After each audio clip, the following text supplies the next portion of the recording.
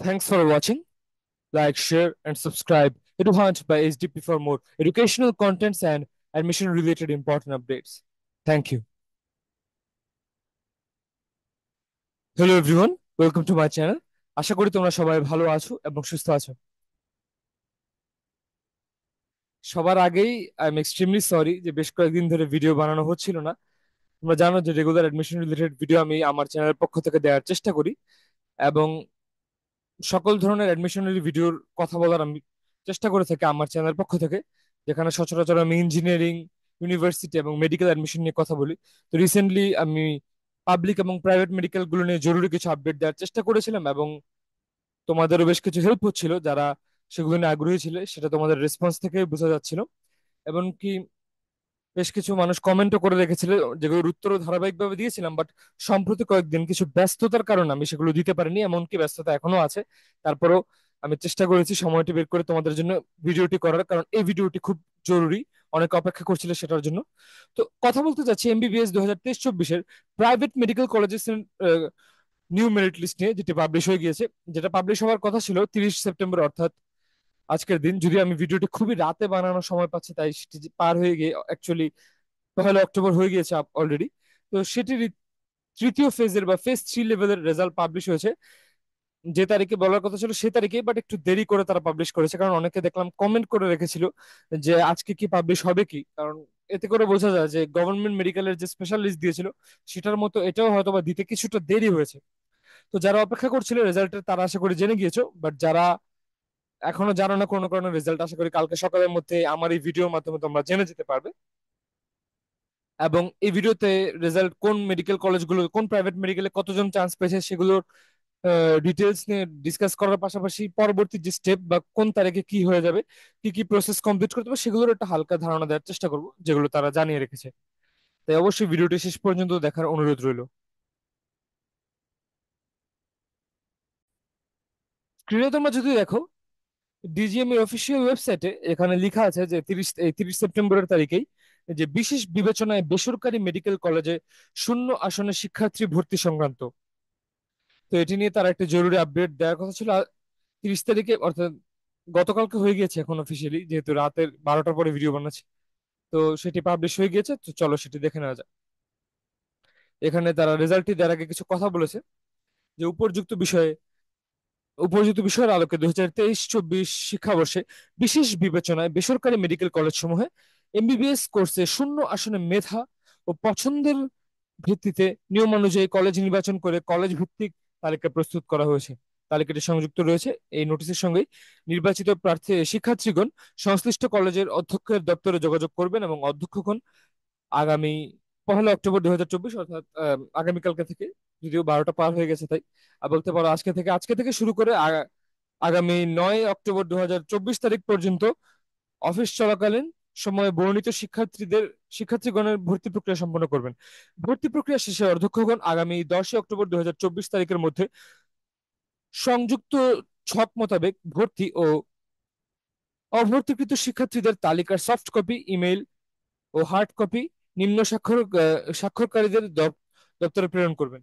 এতে মহাপরিচালক মহোদয়ের সদয় অনুমোদন রয়েছে। তো এখানে সবকিছু বলে দেওয়া আছে এবং নিচেই নোটিশের সঙ্গে রেজাল্টটি ইনক্লুড করে দেওয়া আছে। তো চলো একটু ডিসকাস করে নেই। If I am not wrong, 328 জন শিক্ষার্থীর জন্য সিট খালি থাকার কথা ছিল, তবে এখানে কতজনকে দিয়েছে that's a matter of question. তো সবার আগে এখানে অ্যালফাবেটিক্যালি কিছু মেডিকেল কলেজের নাম দেওয়া আছে। আদ্দিন আকিজ মেডিকেল কলেজ খুলনা, এখানে 2 জন শিক্ষার্থীকে সিট দেওয়া হয়েছে। এবং উপরে বলা আছে এম মানে হচ্ছে ব্র্যাকেট, এম মানে হচ্ছে মেরিট কোটায় বা মেরিটে, এফ মানে হচ্ছে ফ্রিডম ফাইটার কোটায়। তো খুলনার আদ্দিন আকিজ মেডিকেল কলেজে 2 জনকে দেওয়া হয়েছে সিট। এবার আদ্দিন বসুন্ধরা মেডিকেল কলেজ ঢাকায় একজনকে সিট দেওয়া হয়েছে। তারপর Ahsania mission medical college Dhaka, এখানে 16 জনকে সিট দেওয়া হয়েছে।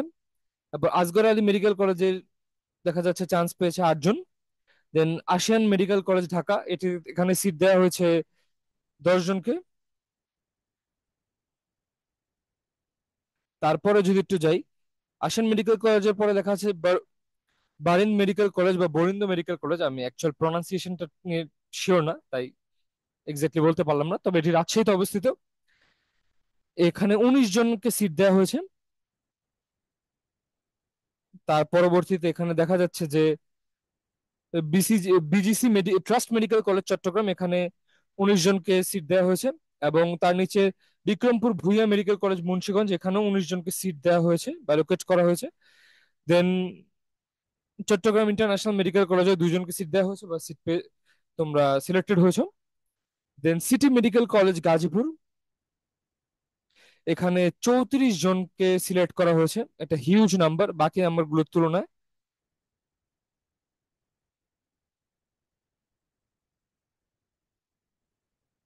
এখানে সবগুলোর মেরিটের লিস্ট দেখা যাচ্ছে। তারপর কমিউনিটি বেসড মেডিকেল কলেজ ময়মনসিংহে 5 জন শিক্ষার্থীকে সিলেক্ট করা হয়েছে। দেন ডেল্টা মেডিকেল কলেজ ঢাকায় 7 জনকে সিলেক্ট করা হয়েছে। ঢাকা সেন্ট্রাল ইন্টারন্যাশনাল মেডিকেল কলেজে 4 জনকে সিলেক্ট করা হয়েছে। ঢাকা কমিউনিটি মেডিকেল কলেজের ক্ষেত্রে দেখা যাচ্ছে 9 জন শিক্ষার্থী সিলেক্টেড হয়েছে। ঢাকা ন্যাশনাল মেডিকেল কলেজে 8 জন। ডক্টর সিরাজুল ইসলাম মেডিকেল কলেজের ক্ষেত্রে 4 জন।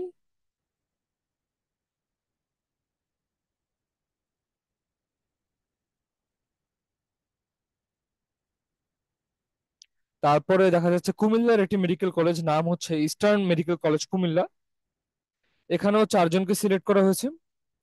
দেন east west medical college Dhaka, এখানে থেকে 2 জনকে সিলেক্ট করা হলো। তারপর গাজী মেডিকেল কলেজ খুলনাতে 6 জনকে সিট দেওয়া হয়েছে। এছাড়া green life medical college Dhanmondi Dhaka, এখানে 2 জনকে সিট দেওয়া হয়েছে। ইব্রাহিম মেডিকেল কলেজে 2 জনকে সিট দেওয়া হয়েছে। যদিও as far age I know, আমার এখনো মনে আছে ভিডিওটিতে যখন আমি এমটি সিটস নিয়ে কথা বলছিলাম, খুব সম্ভবত এখানে একটি বা দুটি সিটের বেশি ছিল না, তবে একটি সিট ছিল, বাট যাই হোক 2টি সিট এখানে দেওয়া হয়েছে কোনো কারণে। Then international medical college Tongi Gazipur, এখানে 3 জনকে সিলেক্ট করা হয়েছে। এছাড়া যদি তোমরা দেখো, এখানে দেখা যাচ্ছে যে জহুরুল ইসলাম মেডিকেল কলেজ কিশোরগঞ্জ, এখানে 1 জনকে। তারপর খোয়াজা ইউনুস আলী মেডিকেল কলেজে 1 জনকে। তারপর খুলনা সিটি মেডিকেল কলেজে 2 জনকে। এবং Kumudini women's medical college Tangail, এখানে 1 জনকে সিলেক্ট করা হয়েছে। এছাড়া মার্কস মেডিকেল কলেজ ঢাকায় 6 জনকে।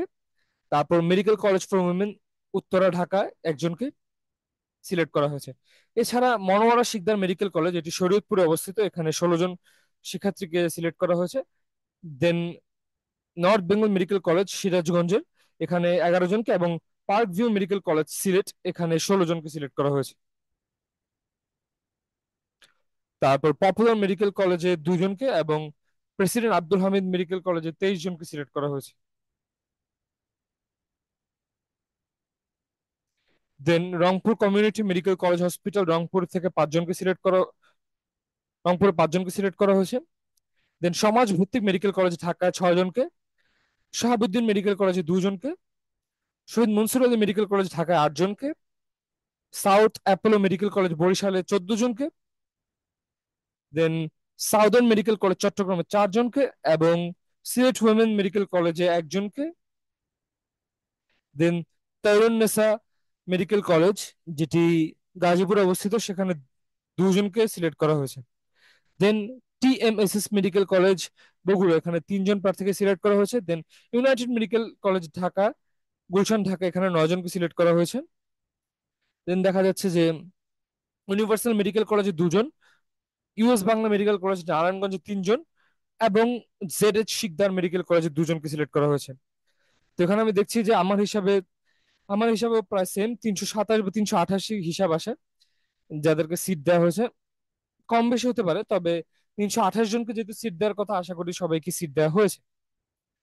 তো যাই হোক, তো এখানে কোন মেরিটে বা কতটুকু মেরিট লিস্টে কত দূর পর্যন্ত চান্স পেয়েছে বা কাট অফ মেরিট আপাতত কতটুকু ছিল, সেগুলো আমি অন্য একটি ভিডিওর মাধ্যমে পরবর্তীতে আলোচনা করার চেষ্টা করব। সেগুলো আশা করি তোমাদেরকে একটা ভালো আইডিয়া দিবে বা ধারণা দিবে। তো ততদিনের জন্য দেখাবো অন্য একটি ভিডিওতে, ততক্ষণের জন্য তোমরা সবাই ভালো থাকবে এবং সুস্থ থাকবে। আর ভিডিও দিতে একটু দেরি হওয়ার জন্য বা সেই ব্যস্ততা ব্যস্ততা থাকার জন্য আমি আবারও আন্তরিকভাবে ক্ষমা প্রার্থনা করে নিচ্ছি। তোমরা আশা করি বিষয়টি বুঝে নিবে। তো ততদিনের জন্য তোমরা সবাই ভালো থাকবে এবং সুস্থ থাকবে। ধন্যবাদ সবাই।